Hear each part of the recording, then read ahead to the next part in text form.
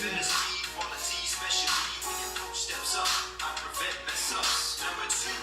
got 3 more to go. I gotta do my other side. It's gonna be perfect timing. This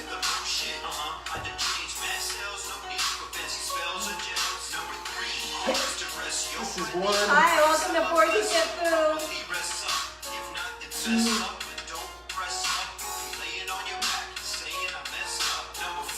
I know you've heard this before. Good job, Alex. Good job. Here we go. Number 6.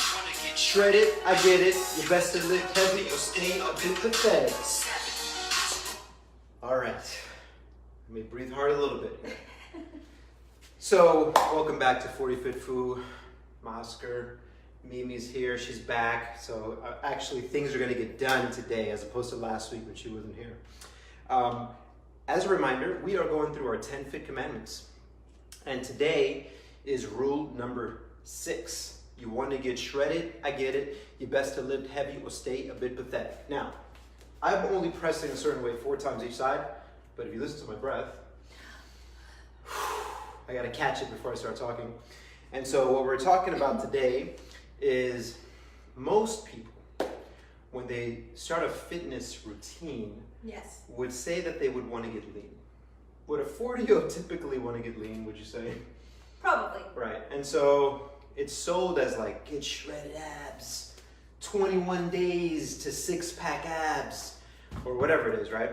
But the purpose of, if you want to get shredded, I get it, you best to lift heavy or stay a bit pathetic, is really that you need to approach your strength training as that, as it's stated, as training for strength.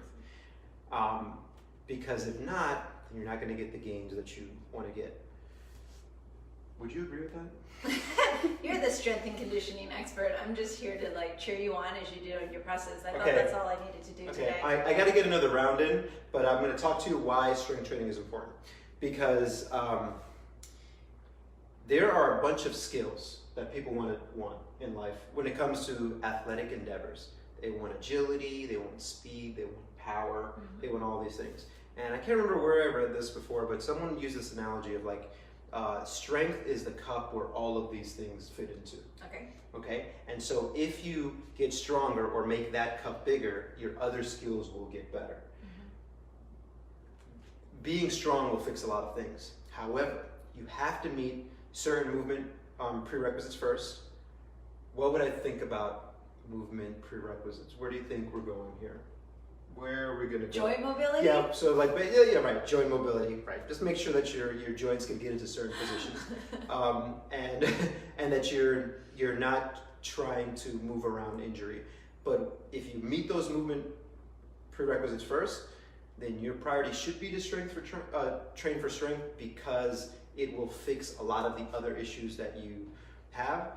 If I'm trying to lift a certain weight overhead, not only will I get stronger and build more lean muscle, but I'll learn a lot about myself as well. Okay. Right. And so, as that applies to Kung Fu, people don't usually think of strength training in terms of traditional weights, but we do a lot of strength training within Kung Fu. Oh, absolutely. People don't realize that most of our body weight movements are still strength training movements because it's really just not loaded. But Can it be strong if you want to do a single leg squat or a 10 to 8? which is a tam tui, right? Right. So and even just taking it back one is just like even squats, right? So like even kind of on a variation of it, our horse stances alone is a strength move, I would Right. say.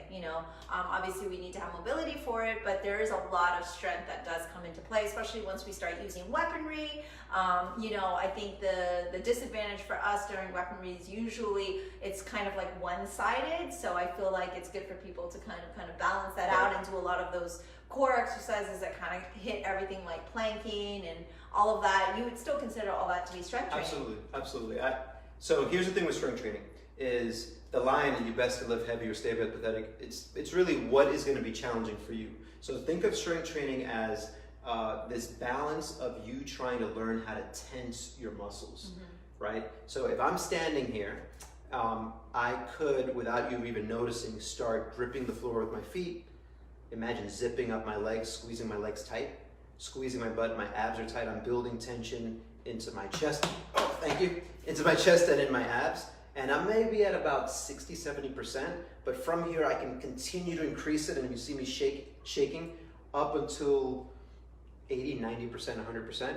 And so if you are able to learn that, which I just did, which is tensing and then relaxing, that is strength training.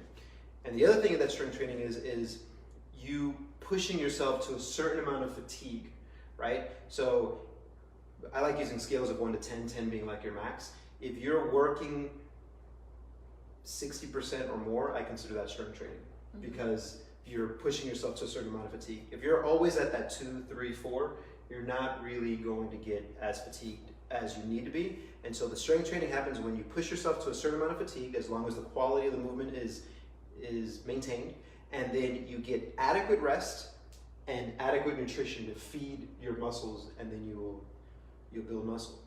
And the way that you burn fat, people, is in the muscle. And so you make your muscle stronger. That doesn't mean bulky. If you can see, I'm a pretty skinny guy. Because that's usually a concern. Like women are always like, oh, I don't want to strength train because I don't want to look like a bodybuilder. So the it's way, a big myth, right? Your body, your build of like big shoulders or whatever is going to be mainly determined based on your genetics first, and then second on your nutrition, the shape and the weight of your body. Not your genetics, and your scale weight is also based on nutrition.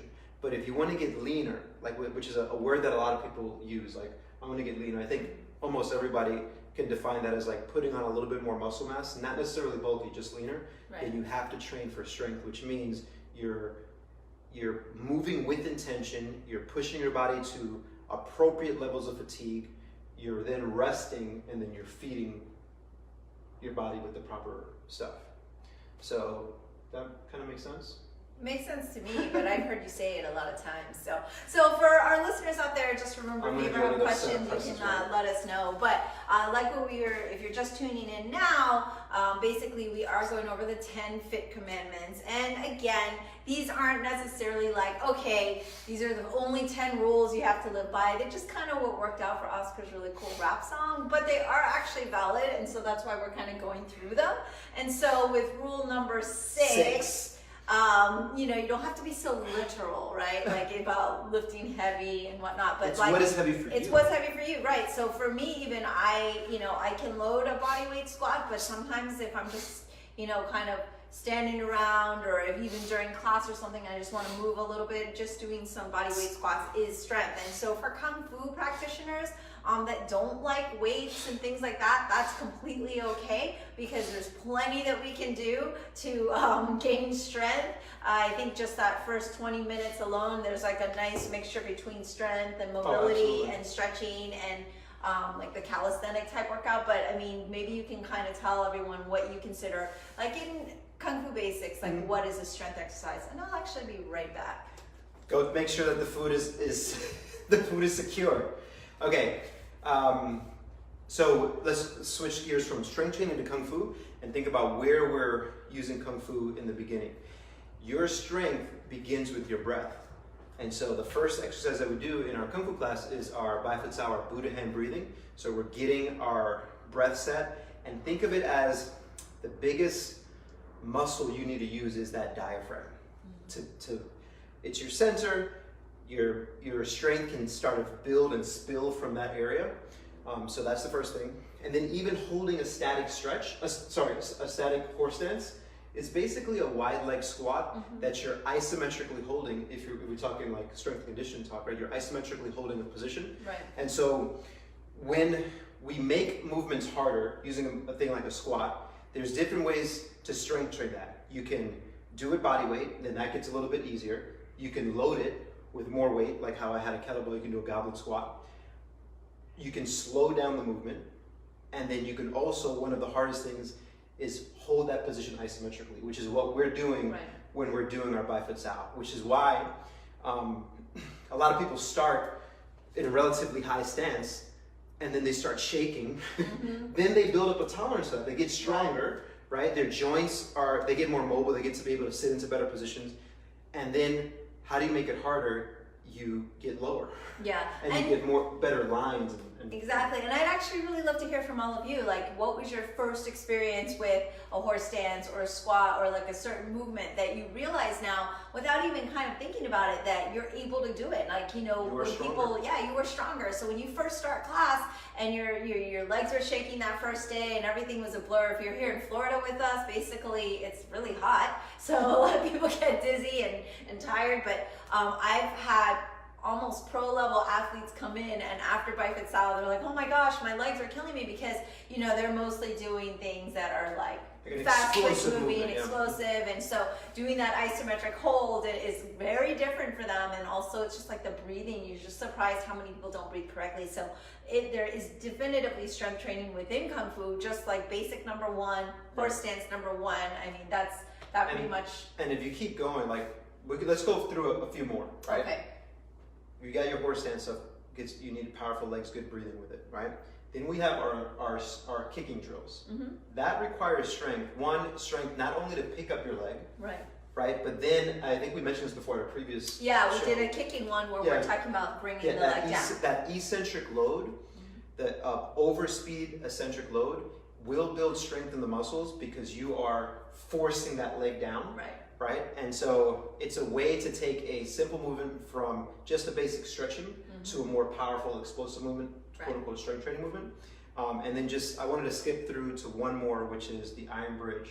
Oh yeah. Because it's your favorite one.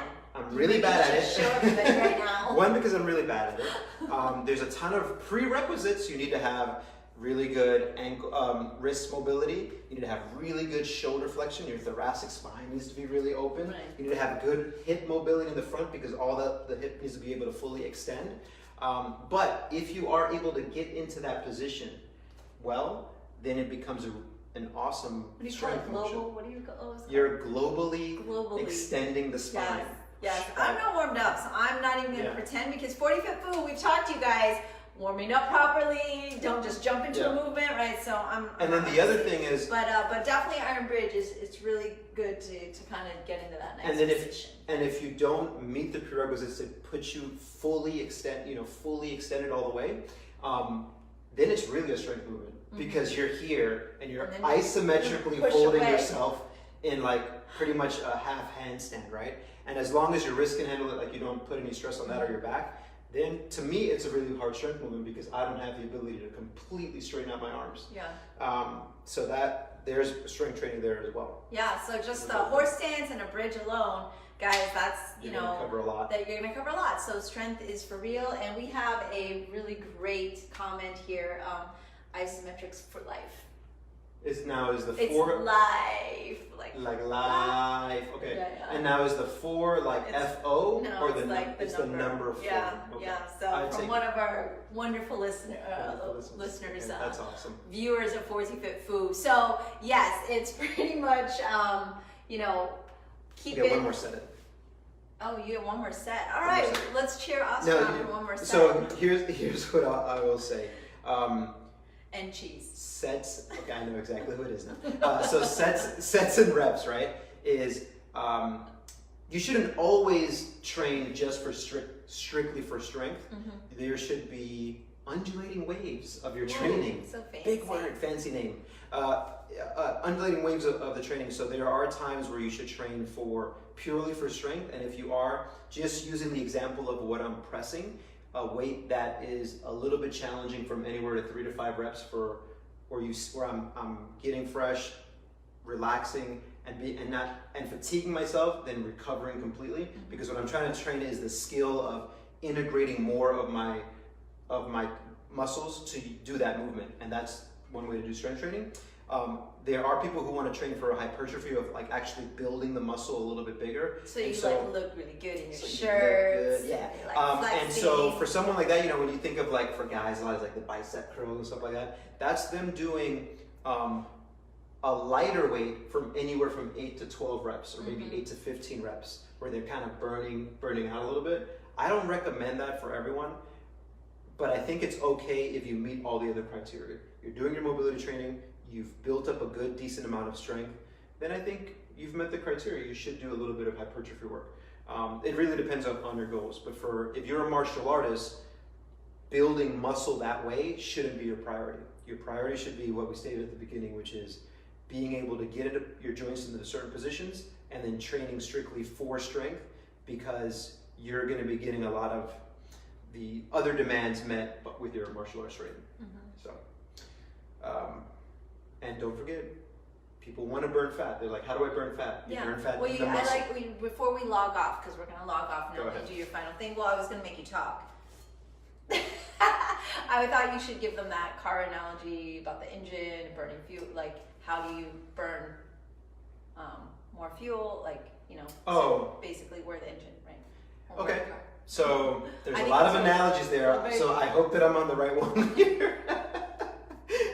What's about burning the But there's a few analogies that I use with cars. One is that there are certain people who have very powerful engines, but really crappy cars.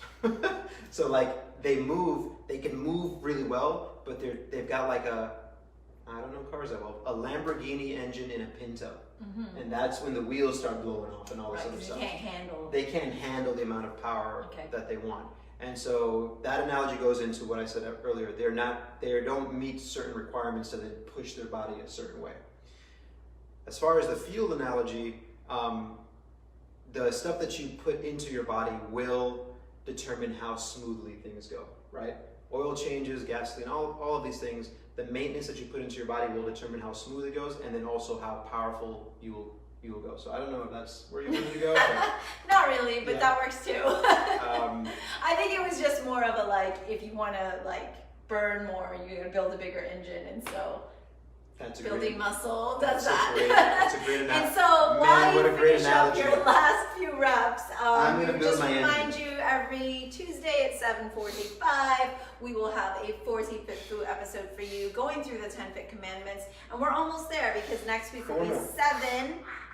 Yeah, we're almost there. We have got 4 more. We're on the. Hey, is that a duck? Is that a duck right outside? Oh my gosh, we got a duck outside. So we're following the Game of Thrones schedule. So if you're following that, we will be wrapping up at the same time. So please send us any questions you have and let us know how we're doing, and if you have any comments or suggestions for us, because we will be wrapping that up, and then we will need new material for And these, we got these ideas. episodes. So, but we love your ideas. yes. So thank you guys for tuning in. We will see you next week. Train for strength. 40 Fit Food.